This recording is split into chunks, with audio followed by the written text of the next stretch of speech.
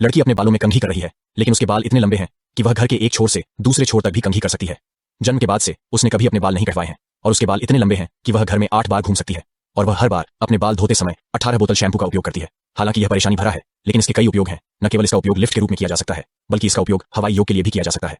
वह लड़की अपने बाल क्यों नहीं काटती? यह 18 साल पहले शुरू होता है, जब एक बूढ़ी चुड़ैल को जंगल में एक सुनहरा फूल मिला। जब तक वह उसे लेना चाहती थी, तब तक वह जवानी में लौट सकती थी दूर। वह मिल गई। सैनिकों को पता चला कि वे तुरंत फूल ले गए। यह पता चला कि गर्भवती रानी बीमार थी और उसे अपनी बीमारी को ठीक करने के लिए इस अजीब फूल की आवश्यकता थी।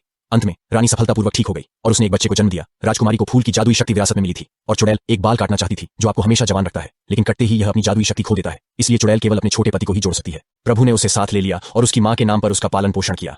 तब से राजा और रानी हर साल रेन पंजेल के जन्मदिन पर आकाश से बाहर निकलते थे। पलक झपकते ही रेन पंजेल 18 साल की हो जाएगी, लेकिन वह कभी बाहर नहीं निकली थी। टावर में एकमात्र साथी यह छोटी छिपकली है। जब चुड़ैल टावर के नीचे अपना नाम पुकारती है तो वह आज्ञाकारी रूप से अपने बाल नीचे कर देती है सतह पर। चुड़ैल एक योग्य मां की भूमिका निभाती है। वह सिर्फ उसे हमेशा जवान रहने के लिए इस्तेमाल करना चाहती है। लेकिन इस बार रेन पंजेल के पास एक नया विचार है। वह अपने जन्मदिन के लिए एक दिन के लिए बाहर जाना चाहती थी, लेकिन चुड़ैल ने उसे मौखिक रूप से मना कर दिया और उससे झूठ बोला कि बाहरी दुनिया बहुत खतरनाक थी, खासकर पुरुष। दूसरी तरफ 3 चोरों ने भागने के दौरान राजा का मुकुट चुरा लिया। वह उनके वांछित नोटिस से आश्वस्त नहीं थी। वे केवल मेरी नाक ही ठीक कर सके। पीछा करने वालों से बचने के लिए वह एक ऊंचे टॉवर पर चढ़ गई और अस्थायी रूप से छिपना चाहती थी। आदमी बेहोश हो गया और सावधानी से जांच करने के लिए उसके पास गया। अप्रत्याशित रूप से आदमी ने अचानक अपनी आंखें खोलीं और लड़की ने जांच करने के लिए फिर से अपना मुंह खोला। हैरानी की बात यह है कि वह आदमी उतना सुंदर नहीं था जितना सोचा गया था। उसकी भौहें साफ थीं और आंखें भी उतनी सुंदर नहीं थीं जैसा कि उसकी मां ने कहा था। लेकिन फिर भी उसने उस आदमी को अलमारी में बंद कर दिया। रुको, वह चमकदार चीज क्या है? मैंने उसे ध्यान से अपने सिर पर रखा। मुझे संदेह है कि वह बिल्कुल उपयुक्त है। इसलिए ले पेई ने यूजीन के साथ एक सौदा करने का फैसला किया। जब यूजीन फिर से उठा तो वह पहले से ही कसकर बंधा हुआ था। ले पेई ने उसे खेलने के लिए शहर में ले जाने के लिए कहा, लेकिन यूजीन वापस जाने को तैयार नहीं था। राजा वहां से गुजरा और बाहर आ गया और अब पूरे शहर को घेर लिया गया। क्या यह वापस जाने के लिए मौत की सजा नहीं होगी? लेकिन रेन पंजेल मुश्किल से भाग गया और यूजीन केवल सावधानी से सहमत हो सका घास पर उतरा। 18 वर्षों में बाहरी दुनिया के साथ यह उसका पहला संपर्क था। कोमल घास, बहती धारा, ये सामान्य चीजें ले पेई के लिए महत्वहीन लगती हैं। दूसरी ओर चुड़ैलों को एहसास हुआ कि कुछ गड़बड़ है और वे टॉवर पर वापस चली गईं, लेकिन यह स्पष्ट रूप से सुनसान था। ले पेई और अन्य लोगों का रॉयल गार्ड्स द्वारा पीछा किया गया था गुप्त मार्ग से। वे एक बांध की ओर भागे और देखते रहे। बाई मां क्यूई ने सीधे बांध को सहारा देने वाले खंभे को नीचे गिरा दिया। महत्वपूर्ण क्षण में दोनों गुफा में छिप गए। देखा कि वे बाढ़ में डूबने वाले थे। लड़की को अचानक कुछ याद आया और उसने एक जादुई दृश्य गाया।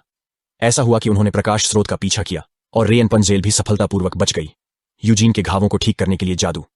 ऐसा लग रहा था कि सब कुछ सही दिशा में जा रहा है, लेकिन उन्हें यह नहीं पता था कि चुड़ैल गुप्त रूप से उनका पीछा कर रही थी और उन्होंने पाया कि उसने यूजीन के 2 साथियों को मार डाला और एक आदर्श जाल बिछा दिया। सो रहा था, तभी अचानक अज्ञात तरल पदार्थ की एक बूंद उसके चेहरे पर गिरी।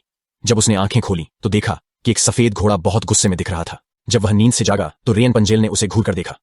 यह देखकर कि सफेद घोड़ा यूजीन को खींच कर ले जाने वाला था, रेन पंजेल तुरंत आगे बढ़ी और अहंकारी सफेद घोड़े का सामना करते हुए रेन पंजेल उससे दूर हो गई। मोटा भोजन। बैमा ने 3 दिनों तक संघर्ष किया, एक व्यक्ति और एक घोड़ा, और अंत में एक समझौते पर पहुंचे। लेकिन जब ले पेई ने जाना शुरू किया तो वे जल्दी ही आसानी से शहर में पहुंच गए। वे 4 छोटी लड़कियों से मिले जो अपने बालों को गूंथ रही थीं। वे संगीत देखकर बहुत खुश हुईं।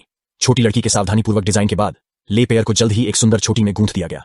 शाम को यूजीन ऑर्केस्ट्रा को झील के केंद्र में ले आया। अनगिनत आकाश लालटेन तारों से भरे आकाश में बदल गए। यही वह समय था जब दोनों के बीच प्यार पनपा। लेकिन इस समय यूजीन ने देखा कि टोंगहुओ किनारे पर खड़ी है और उसका इंतजार कर रही है। जहाज के रुकने के बाद उसने मुकुट निकाला और टोंगहुओ को यह बताने के लिए सौंप दिया कि वह ऐसा करना बंद कर देगी। लेकिन टोंगहुओ ने अपना मन बदल लिया। यूजीन को पीट पीट कर बेहोश कर दिया गया और नाव से बांध दिया गया। 2 व्यक्ति चेहरे पर बुरी मुस्कान के साथ रेन पंजेल की ओर चले। महत्वपूर्ण क्षण में चुड़ैल प्रकट हुई और उन्हें बेहोश कर दिया। रेन पंजेल ने आज्ञाकारी रूप से चुड़ैल के पीछे चलने का फैसला किया, लेकिन रेन पंजेल को नहीं पता था कि यह सब चुड़ैल की साजिश थी और वह बिस्तर पर लेट गई और धूप के चश्मे से देखने लगी। दीवार पर एक चमकदार रोशनी पड़ी जिससे वह जाग गई। तभी उसे एहसास हुआ कि लापता राजकुमारी वह थी। उसी समय ले पेई और चुड़ैल के बीच बहुत बड़ा झगड़ा हुआ। सफेद घोड़ा। जब वह पत्थर के नीचे हाई स्कूल में पहुंचा तो बालों का एक गुच्छा टॉवर के शीर्ष से नीचे फेंका गया था, लेकिन जब वह ऊपर चढ़ा तो उसके पीछे से चुड़ैल ने उसे चाकू मार दिया और उसे बचाने की कोशिश की, लेकिन यूजीन ने निर्णायक रूप से बाल काट दिए। वह नहीं चाहती थी कि ले पेई अपनी स्वतंत्रता का उपयोग करे। जिस क्षण उसके बालों ने अपनी जादुई शक्ति खो दी, चुड़ैल एक भूरे बालों वाली बूढ़ी औरत में बदल गई और घबरा गई। वह गलती से टावर से गिर गया और यूजीन ने इस समय हमेशा के लिए अपनी आंखें बंद कर लीं। ले पेई ने उदास होकर यूजीन को गले लगा लिया और उसके आंसू यूजीन के चेहरे पर गिर गए। फिर कहानी के अंत में सुनहरा फूल फीका पड़ गया। अंत में यूजीन और रियन पंजेल की शादी हो जाती है। कहानी यहीं समाप्त होती है। हालांकि डायन ने रियन पंजेल को चोट नहीं पहुंचाई, लेकिन उसकी दया के कारण उसे पहचाना नहीं जाएगा। लेकिन वह बहुत दयनीय है और लोगों को उससे घृणा करनी होगी। और पूरे शो में यूजीन मेरा पसंदीदा किरदार है। वह क्षण जब उसने रेन पंजेल के सुनहरे बाल काटे थे।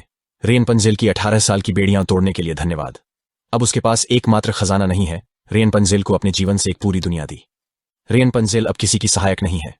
मैं एक आलसी बिल्ली हूं